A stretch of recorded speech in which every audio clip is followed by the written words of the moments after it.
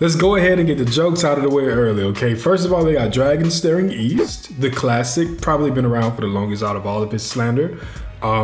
His new Deskaki series, which features Aka Inu, is on the newer-ish end, some post-time skip stuff, but still not the freshest of jokes. And then you have the most recent entry to the catalog, which is Dragon Letting Kuma Down, which I will say I can understand to a little bit of an extent, but it's still very misrepresentative. That's not a word, but it is now. I think it might be, but it's still a very fundamental misunderstanding of his character and what he's trying to accomplish. And hopefully by the end of this video, we can get to the roots of all of these misunderstandings and get some more dragon respect in this community. I think one of the worst takes in the One Piece community, no, actually the very worst take in the One Piece community to me personally is this idea that Sanji won't have conquerors. Oh, okay, sorry. The worst take in the One Piece community is this idea that Dragon is not a fighter. He's just some type of strategist, a planner who can galvanize the troops and you know, put together a worldwide army, even though he has no actual combat skills. And even though he seemingly has a fighting style named directly after him that we saw Sabo use. Hopefully by the end of this video, I can get you to understand that not only will Dragon definitely be a fighter, he will be amongst the, in my opinion, the strongest person in verse, except for, you know, Luffy when he gets EOS or whatever. Yes, that's stronger than Shanks. That's stronger than Mihawk. That's stronger than... I hate when y'all put Aka Inu in these conversations, but that's stronger than Aka Inu. Whoever you can name, I think that Dragon is stronger than them. So let's try to take a little dive into his character, his origins, try to draw some conclusions, because Dragon has about as much panel time in One Piece as I do, if we're being honest. So hopefully we can just, you know, do a little discussion and sway the masses to the side of revolution, because that's actually going to be the first thing I talk about, which is the nature of revolution and what exactly Dragon is trying to accomplish. Now, we just got introduced to Rox, who apparently, made it all the way to the throne room, met Imu, told him he'd be back, which probably won't happen unless he's a conduit of Blackbeard or something. That's another video. He caused havoc. He kidnapped 5 kings, clashed with Haru. Absolutely Dustin and Avro, my favorite part. And overall, he just was on demon timing, right? Facts. Okay, now, let's take what Rox did, and let's also look at Fisher Tiger, who is another person I see that people try to hold a lot against Dragon behind. Fisher Tiger invaded the Holy Land, freed a bunch of slaves, including Boa and her sisters. Is that confirmed? That is confirmed, right? And amongst others, not in himself as well, because he was a slave. He got free, went back because he couldn't stand the atrocities that he witnessed, which is honestly why Fisher Tiger is one of my favorite characters in One Piece and has probably a top 5 backstory to me personally. But I need y'all to understand something. As valiant as these efforts were from both Rox and Fisher Tiger, Imu is still at the top of the world. Everything that Imu has put in place is still in place, if not going stronger than ever. So while what Fisher Tiger did was amazing and we love him for it, he didn't solve the root of the problem. You have to solve the sickness, not the symptoms. Fisher Tiger solved a few symptoms, which was amazing. I want to clarify, I'm not trying to take nothing away from Fisher Tiger, but I am trying to get y'all to understand that freeing a couple of slaves didn't dismantle the overall system of oppression worldwide that the world government has. So what is Dragon trying to do? Just that. Get rid of the system itself, which is taking down the world government and Imu. And that brings me to my next point, which is why doesn't Dragon slide for his comrades? And I understand it. It makes sense why you would feel this way, especially considering the fact that we've watched and read this story from the perspective of Luffy, who does not let any stone go unturned if somebody kidnaps one of his friends. He invades Enies Lobby to go and save Robin, but he does go to Impel Down to save Ace as well. He goes to Whole Cake Island to get Sanji when he knows, I feel like he probably knew that he stood absolutely no chance against Sayonko, but that didn't matter because he's Luffy and he's going to slide for his friends. But what Luffy is trying to do and what Dragon is trying to do are two completely different things. Dragon is leading a global effort which spans the globe. That's what global means. But he has armies in every single one of the blues, in the Grand Line as well.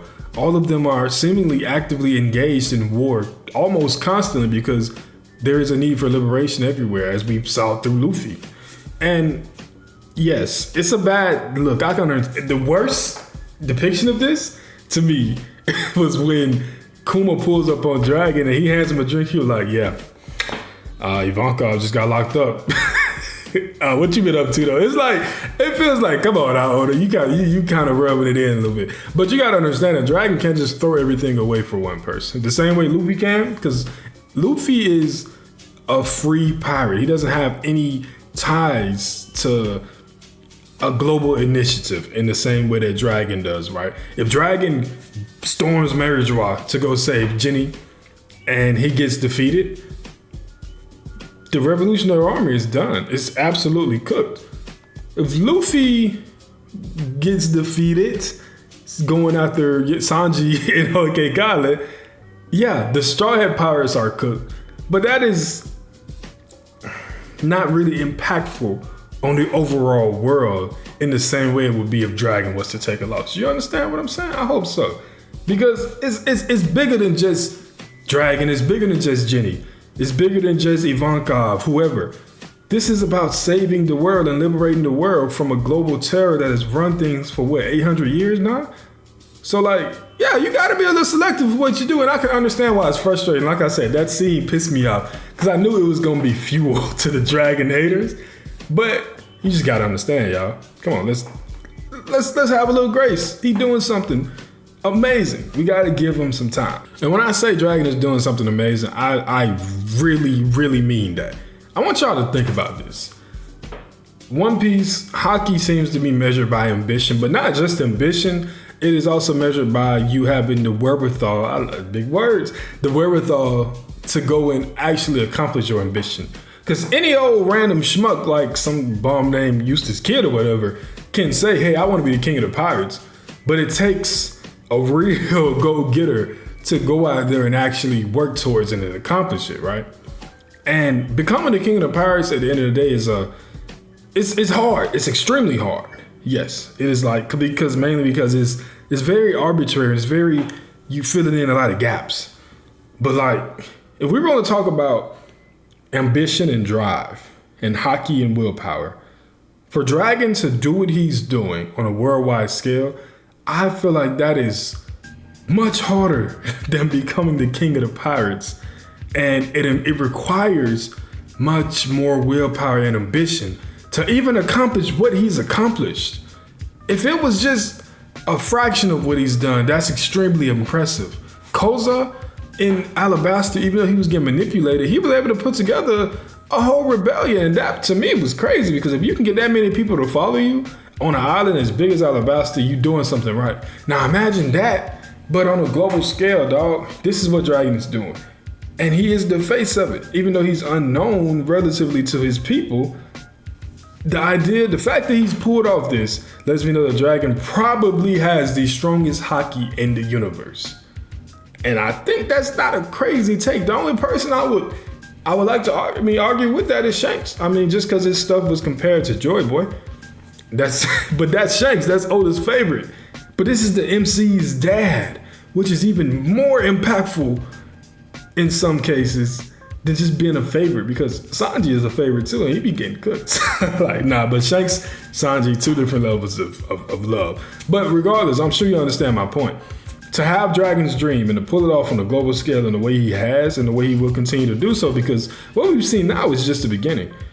To do that, I feel like you have to have the strongest ambition in the story, the strongest hockey in the story, and he is undoubtedly a conqueror. And through all of his current actions, Dragon has earned the title of the world's worst criminal, which in my opinion pretty much guarantees that he's going to have the highest known bounty in the world. I think that the only person that I would think he wouldn't surpass bounty-wise could be Roger. He probably slots somewhere in that 5 billion range between Roger and Whitebeard, maybe higher than Roger. I personally wouldn't be against it and I wouldn't be surprised, but I can also understand why Oda wants to keep his King of the Pirates as the Don Dada when it comes to bounties. But I feel like whenever we realize what Rox's final bounty was before he was taken out, dragons will be something along that realm, which could have been higher than Roger's. Who knows? Because we know how the government is. If you're actually actively going against the government or you're like a scumbag guy, then your bounty might be inflated. And while Dragon isn't actually that, to the world he is. He's this demonic warmonger to the world. So of course they want to push him like that because he is actually liberating people. So what exactly does it mean to be the worst criminal in the world? We have no idea. But if you ask me, I would think that the world's worst criminal in the government's eyes is the person that they think is the most dangerous man to their regime. And that 1000% is Dragon. Because pirates at the end of the day are going to do their thing.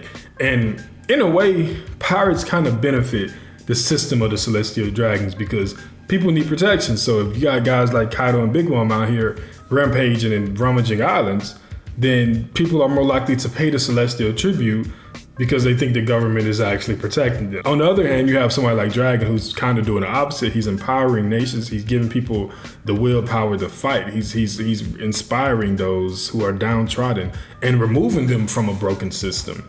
And that is extremely dangerous to the world government's regime because you're not only taking money away from them, you're actively turning people against them and educating them. Because as we know, education is the most dangerous thing to any government. That's why you have the void century. That's why you remove knowledge from people, even in real life. Look what's going on around us every single day, right? The way that the Department of Education is being... You know what? I'm not going to get into real life politics because people act like they can't put one and two together and understand that real life is what inspires One Piece. But if you know, you know, I'm pretty sure you get it. Maybe one day I'll make a video about politics in One Piece. Actually, I definitely am going to do that. But regardless, education is the most dangerous tool to a revolution.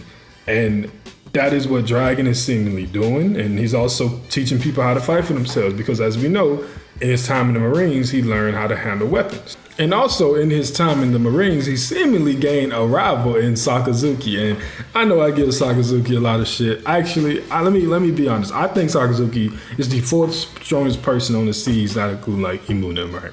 I got Dragon, Shanks, Mihawk, Sakazuki. I don't disrespect Sakazuki.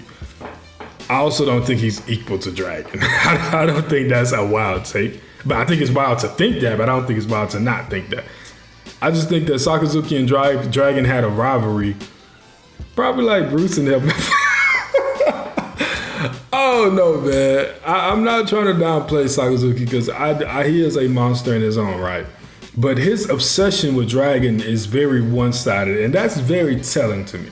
Because one-sided obsessions, to me, communicate that they couldn't be equals. Because we already know Dragon's like, you know, we not really worried about the Marines, dog. We more so worried about when the Holy Knights move. Versus you got Sakazuki, who's like, every single chance he gets, Dragon's, he don't even call him Luffy. He's just Dragon's son, Dragon's son, Dragon's son, son of Dragon. He dang near was more concerned about Dragon's son than Roger's son. So like, that lets me know like, he had some deep scars from when Dragon left. And that could be jealousy. It could be the fact that he probably did look at him as a genuine rival, and to see him leave and go out and do his own thing while he's still following his absolute justice regime, it just doesn't sit well with him. But I think that it's going to be very important for his character, both Sakazuki and Dragon that is, but I definitely don't think it's going to be like a thing where they have to fight some point in the story. If Dragon fights anyone, I think it's going to be Garling, to be honest. And yes, I said Garling. I think that Garling is a perfect matchup for Dragon because if he was really put back into like his prime peak form physically, he's probably the strongest Gorosei out, and he's like definitely when it comes to like the attitude of Celestial Dragons, he's the perfect mode of that. And it's amplified times 10 because he's Shank's dad, of course. But the fact that he executed homing and he was like, if you help Scum, you're worse than Scum. I feel like that's kind of like the opposite of Kakashi's quote by like anybody that turn on their friends is worse than whatever.